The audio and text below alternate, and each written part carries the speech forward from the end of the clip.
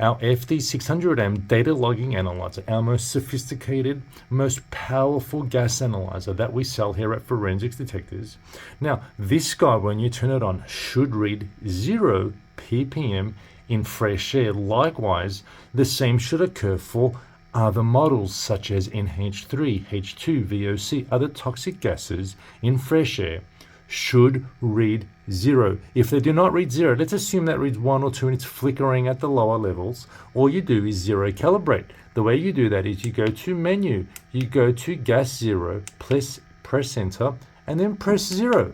Bang! You should always do this before you start with the analyzer, just to make sure to tell the LED, the analog to digital converter, the computer inside, that is indeed the 0 baseline. Okay, folks, it helps improve accuracy at the lower levels. Now, Dr. Kaz, how do we actually calibrate the unit? Now, to calibrate this unit, and again, you could see it shows CO. This is a carbon monoxide analyzer, and again, this procedure is applicable to all other toxic gas models. Now, to begin, make sure you have your calibration kit that we advise as shown on the product description listing page on our website. You need your gas bottle. In this case, we have about 200 carbon monoxide, 206 ppm carbon monoxide. Now, when you do order 200 ppm, it may come 203, 198.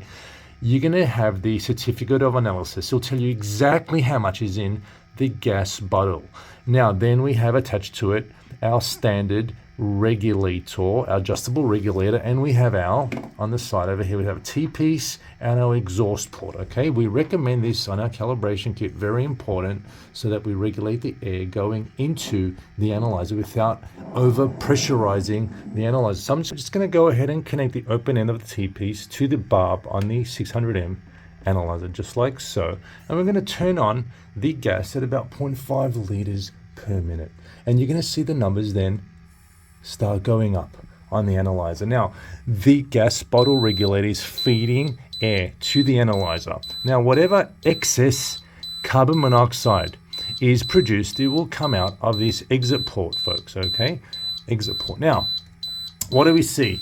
I recommend waiting for about 60 seconds and then you could come back and proceed. So let's pause the video and I'll be back in about 45 seconds. Okay, lo and behold, we have 206 ppm and 206 ppm in the bottle. Now, these are very accurate analyzers, folks, as you could see. Of course, I did not calibrate this before the video. Now, if it wasn't, I will go through the procedure. You go to menu, you go to gas calib, and we have to put in the password. It's quadruple 1. Go across.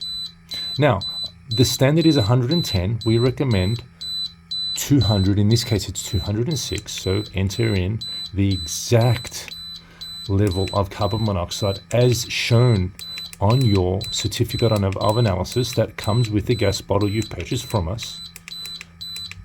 And then go across, and then it will save it at 206. Bang, it says config success. You go back, and it will show 206 on the main screen. In this case, it's still flickering between 205 and 206. Now, we're talking about a 1 ppm variance, which is more than acceptable, and that is not unusual. So I'm not going to take a second cut of this video, but that is very common.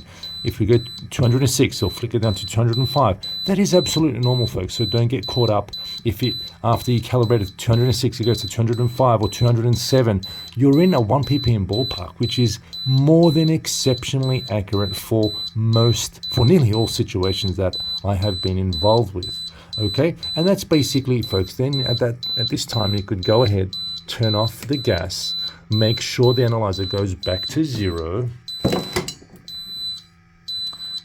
and you're good to go. Now, as I did that, you notice the alarm's going off, and it was a little annoying. If that bothers you, just go on the side and go to mute. You could mute the alarm, not a problem at all.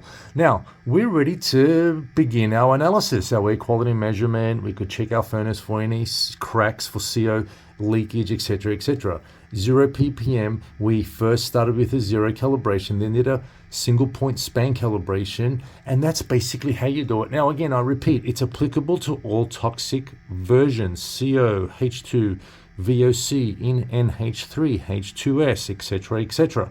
Okay, folks, till then, be well, be safe, and see you soon.